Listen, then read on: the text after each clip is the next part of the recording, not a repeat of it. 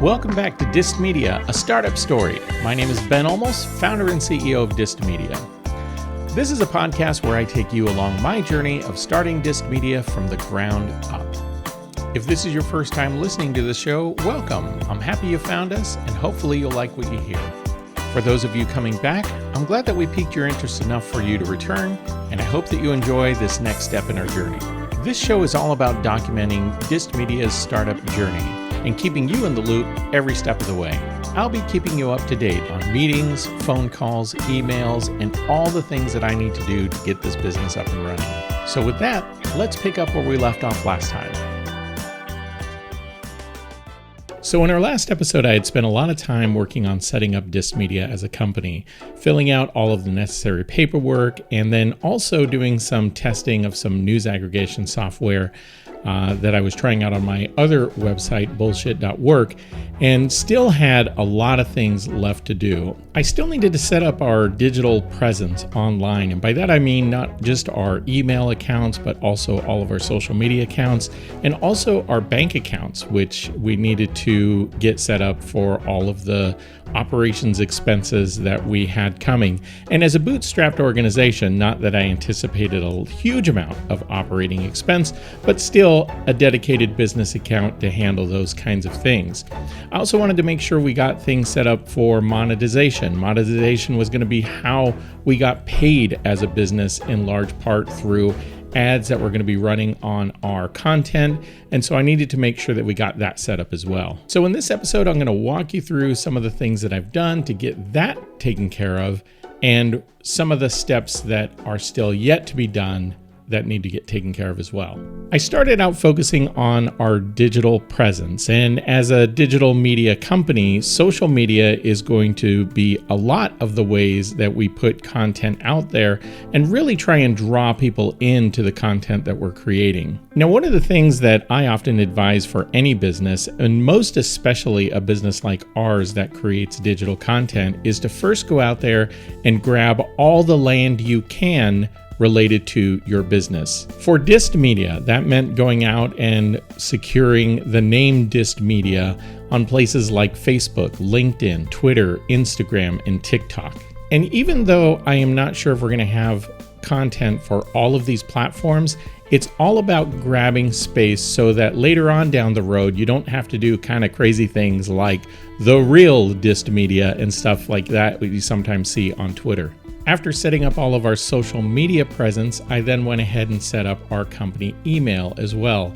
So one of the things I did early on was I bought DissedMedia as a domain name, but having the domain name, I also wanted to set up email accounts for it as well, so that when folks reached out to say podcast@dissedmedia.com, that those emails actually went somewhere. With the domain name purchased, and once again, I'm going to say that while I talk about a lot of products that I use for this business, this podcast is not sponsored by any of these products, so I'm not saying good things about them just for the sake of mentioning them. I'm mentioning them because they're things that I'm actually using. And so this is just a fair feedback about how those things work and how I feel about using them. So the domain name that I bought through Squarespace. And the reason I chose Squarespace is because this is really something I've been using for the better part of 15 years. Way long ago, because I've been setting up websites and domain names for a little bit, different things that I've done. I had heard about Squarespace and I needed to build a quick and dirty website for something that I was working on, and used them because at the time they were one of these newer companies that had better tools, easy to use, and it made a lot of sense for something that I was working on at that time. Since then, I've just kind of stuck with them and continue to go back to them anytime I need a domain name or if there's a website that I'm putting together. And sometimes I use their website building tools, other times I don't. And in the case of things that I've done for DissedMedia, I haven't necessarily used their website tools, but I still use them to buy domain names. So since my domain name is purchased through them, it then gives me the ability to log onto Squarespace and make adjustments to my domain name so that I can do things like set up email. And I decided to go with Google Workspace as the folks who are going to be hosting the email and documents and drive space for the company. Now, I could have just as easily chosen Microsoft, their Office 365 product, which is also very good. But for me personally, I just find that there's a lot of things that Google integrates well with, not only with other services that I use, other platforms that I use, or other devices that I use. All in all, it just seems to work it fits within my workflow. Not to say that Microsoft couldn't, it's just that I find that there are things that I can do with Google that I can't do with Microsoft. And for me personally, it's just something that I tend to use a little more often than I do Microsoft for my own personal stuff. Now, don't get me wrong, Google has its challenges. And in a few weeks, I'm going to share with you something that is really kind of testing my patience when it comes to Google and their lack of support. But I'm going to reserve that for down the road. For now, I'm just going to share with you that signed up for Google Workspace. And then one of the things that I did, now that I have a Google Workspace account and a domain name, is I needed to connect these two things together. And to do that, I went back to Squarespace to go back into my domain name settings and get that set up. Now, I happen to have a little bit of experience working with some of these things. I've worked with Google and setting up email accounts before. I've worked with domain names and setting those up before. So for me, I knew what I needed to do to get these things set up. But for some of you, you might be hearing this and think to yourself, like, I have no idea what you're talking about. Buying a domain, buying Google service, connecting these emails on the back end. And that includes going into your domain name and creating what they call the MX record or the mail exchange record, so that when you send an email to the domain name, even though it's being hosted by Google, it goes through Squarespace and ultimately winds up into your maybe Outlook email that you're using to grab your email. All of these things, they sound very complicated, but I can assure you they are not that complicated. And so I'm sharing this with you because I encourage folks who maybe have never done this before. There is a ton of documentation that is out there, either on Google, or if you go to Squarespace, they have documentation on how to get these things set up. And if you're really lost and you're a visual learner, you can go to YouTube and kind of search these topics, how to set up a domain name, email domain on Squarespace, and you will find videos of people who walk you through it step by step. And the only thing that I would say is a cautionary thing is sometimes those videos might be a little bit dated, and as software does, it gets updated. And so you want to make sure that if you do go to YouTube to maybe look for a video, that you try and find one that's been put out within the last year, because sometimes if those videos are a little bit dated, you'll find that the interface or what you're looking at on screen has changed just a little bit. But for the most part, the general idea of setting these things up is not too difficult. And sure, it's going to take time, but you know what? Everything takes time, right? To save money to start a business takes time. To build a storefront takes time. So, taking a little bit of time and understanding how to set up your email account between your domain and your Office suite, yes, it takes a little bit of time, and it might take you longer than somebody who's done it a few times before. But believe me, it is all worth it, because not everybody has, especially if you're bootstrapping a company, not everybody has the time or the funds to hire some tech support person to put in the hours and pay them, anywhere from $50 on the cheap side. If you get somebody who's, doing this for you as a favor, to, $100 an hour or more for them to do this for you. These things are not too difficult. So I encourage you guys to get out there, challenge yourself, do it on your own. Believe me, not only is it rewarding once you get it done and you're like, man, I can do something like that, but it will also save you a ton of money. Okay, so pep talk out of the way. Let's get back to business. So once I had my domain wired up, my email wired up, I had to go get to work on setting up my bank account. So setting up a business bank account can be a little bit challenging. And, if you're an older person, you probably envision getting all of your paperwork together and your articles of incorporation and going down to the bank and sitting down at the desk with an officer who's going to open it up, and you have your initial deposit to get that account open and all that wonderful stuff.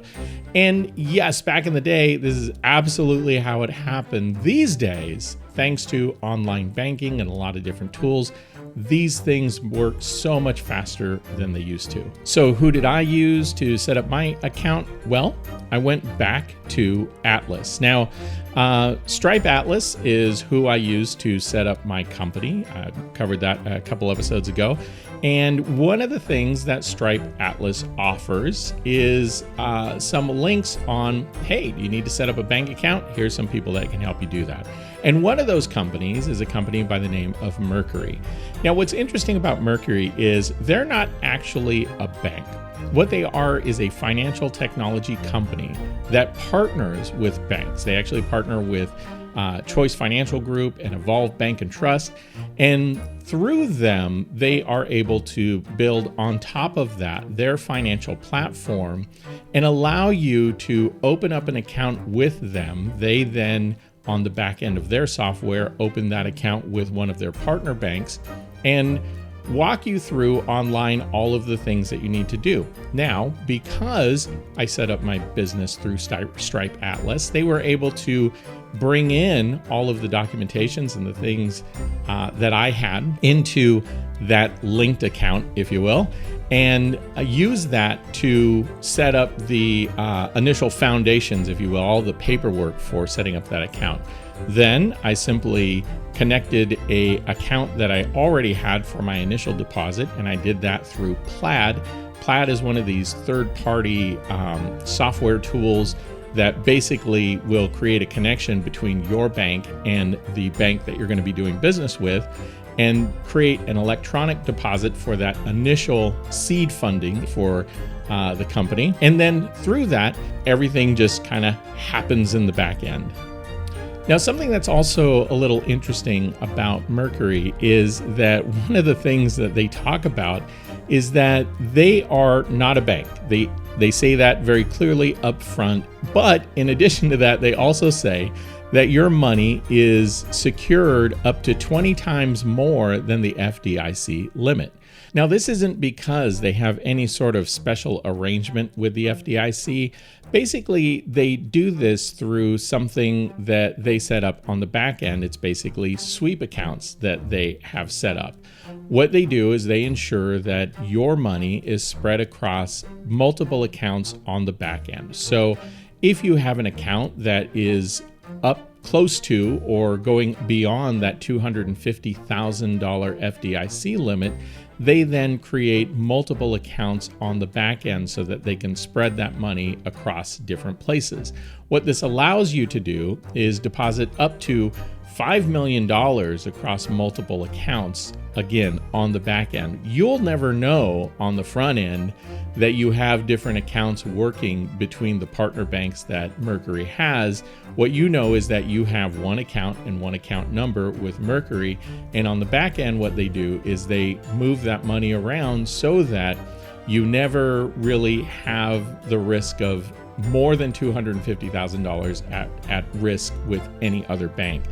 In essence, what they're able to do is provide a security of up to about $5 million in FDIC protection. Now, I'm not saying this because DissedMedia has to even worry about this problem. We are well below the $250,000 limit that the FDIC has. But I share this with you because it is interesting these days what financial companies are able to do, how they're able to streamline some of these things that were really kind of challenging and cumbersome back in the day.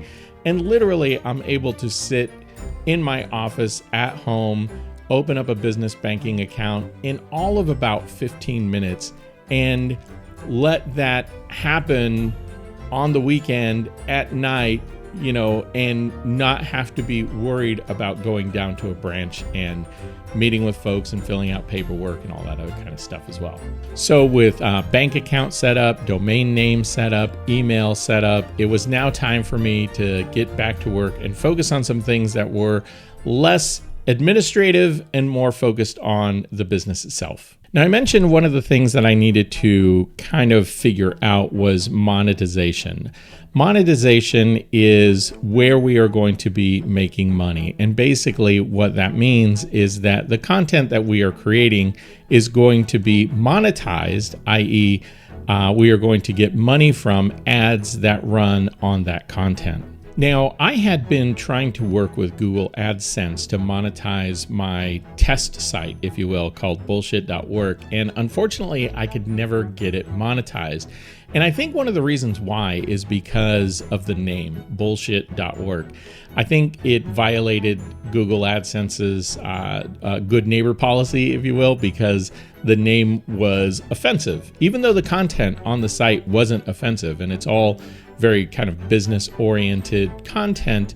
The name itself, I think, was a big red flag to them. And so I was never able to get the account properly monetized. And so because of that, I decided to go out and try and find other monetization services. And I was able to find some, and I even was able to successfully register for them and set up an account. But some other monetization options that were out there, I wasn't able to take advantage of, and that's primarily because I didn't have the web traffic to be able to take advantage of that. I also didn't have the business history to take advantage of it as well. So even though there are a lot of different monetization services out there, until you really kind of break through with a volume of activity going through your site, you're going to be forced to have to deal with some companies that don't necessarily give you the best ad options, which means the ads that you're going to end up running on your site are kind of spammy. In fact, I ended up signing up with one service that was running ads on my site, and I was promoting that I was starting up something, and I asked folks to take a look at some of the content that was out there. And before I know it, my sister reaches out to me and says, you know, that site you told me to go to, it says I have a virus on my computer and it wants me to sign up for some antivirus software. And she goes, I know for certain I don't have a virus on my computer, and I just thought I'd let you know. So, you know, this was not really the look and the feel that I wanted for the people who I was going to be creating content for. And immediately I just stopped all ads on that site and decided to put the brakes on monetization, even though I know this is something that we do need to get to. But as I will share with you later on, and this is future Ben talking about something that happened a little bit ago. But what I later found out is that really what we should try and do is grow the website traffic on our site first through organic means before we think about monetization. Initially, one of the things that I had thought about was buying ads to promote what we were doing and try to get, I guess we would say, paid eyeballs on our site. But the challenge with doing that is that we can pay for those eyeballs, but once we stop paying, there's a good chance that those eyeballs might not stay. And so the best thing we can try and do is create organic growth to our site, because that organic growth is going to be growth that stays a little bit longer. So with that, I decided to put monetization on the back burner because we just didn't have the traffic, and it didn't seem like I was going to be very successful in working with some of the options that I had at my disposal at the moment. So, it was back to work. And at this point, we had been working on DissedMedia for a couple weeks now. And keep in mind, this is a passion project for me. Yes, by every stretch of the imagination, DissedMedia is a corporation, and we have incorporated as such. And it is something that, I want to grow, and the board that I recruited to work on this with me is also interested in helping this grow. But this is also something that I do either on the weekends or after hours, and it's something that I'm putting together really kind of in my spare time, if you will. And I'm probably a little bit different that way, because when I talk about spare time, I talk about any time that I'm not doing the primary functions of the other work that I do. Whereas most people might have hobbies, there are sports events you go out on the weekends, on little weekend trips, or you go exploring. I tend to busy myself with other projects that I enjoy doing that typically focus around work or business or, kind of expanding my own knowledge or learning. But, this isn't to say that I don't spend time with my family. I do have a wife and kids, and we do still go out and do things, and we watch movies and TV, and we go out to dinner and all that. But most of the time, any of my free time that I have, I spend coming up with different projects and work and things that I do. And, it's often said that if you find something that you love doing, then you'll never feel like you're working. And I would say that I've spent the better part of the last 10 years really focused on doing just that. I tend to focus my attention on doing work that I enjoy. I work with some really great people, and I have no interest in stopping working with the things that I do primarily or the people that I'm working with. But I wanted to do this because personally for me, I have a passion for wanting to grow and share knowledge and help people get to a level of understanding about business and about topics that are covered in it that are going to help them grow, help them in their own careers. And I would say that everybody who I have on my board has that same level of interest in mind, and other people that I'm actively working to recruit on helping out with this kind of project of this passion project, if you will, is also got that kind of mindset. So by no means are we taking a shortcut or thinking about DissedMedia as something that isn't going to be around. Rather, the approach that we're taking is let's see how much we can do in the time that we have and try and grow it to the best of our abilities. So that's kind of what we're focused on. So anyhow, with that being said, I wanted to give my board an update on the progress that I've made so far. I've put a lot of things together. I got the domain set up. I'd gotten the email set up. I had played a little bit with monetization.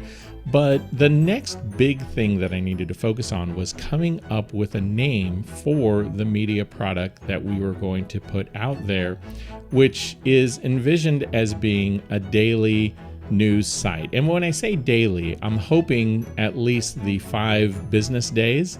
Not so sure that people always gravitate towards business content on the weekend. So really trying to grab those eyeballs during the week. But with that in mind, I needed a name for this thing that we were going to be doing. Now, because I had a Google Workspace account set up, I thought I was going to be real fancy and set up a survey using Google Forms. I was going to put the survey out there, and basically the board would then vote on the names that they liked most. And then the names that didn't get voted on or got low amounts of votes, then I would just reject those. But unfortunately, my Google account was rather new, and I hadn't yet spent, I think there was like a $15 limit I later found out that you had to have processed through that account before they fully turn on everything associated with that account. So I hadn't quite met that threshold yet because Google Workspace is only like $8 a month. And so the account was still very new. I didn't have everything turned on yet. So I ended up having to email out these names to everybody and just kind of get their feedback that way. But I came up with a list of names and I sent them out to them to see what they thought. And so the names that were circulating out there were WorkerBee.news, the LT.news, SyncUp.news, WisePeople.news, TheDriven.news, Ambitious.news, FounderBrief.com. Let's see, we had Daily Pitch News, DailyPitch.news, the DailyPitch.news, DailyHuddle.news, and Smart.management. So as you can see, really trying to theme around the news, the .news domain name. And as I mentioned before, .coms are hard to come by. All of the good single name .coms have been taken. All of the .coms that tend to get circulated these days, they're either made up words or kind of a smash of different types of words put together. One of the other businesses, and I bought this .com a while back, consulting business that I run is called Satisfactionist.com. And Satisfactionist is a word that I kind of made up, but it made for a great single word .com.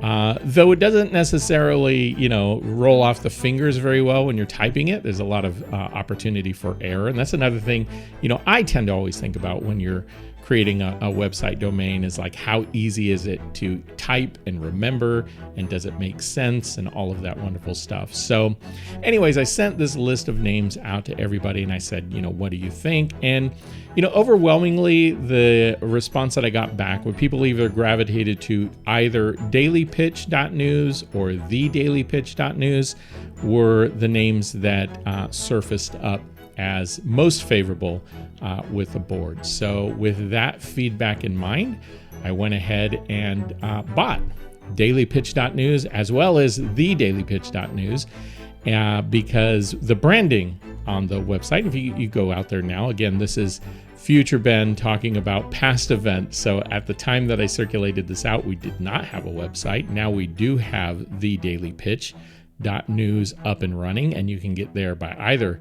dailypitch.news or thedailypitch.news. And you can see some of the content that we have out there. Still not monetized, with the exception of Amazon, because Amazon was much easier to work with.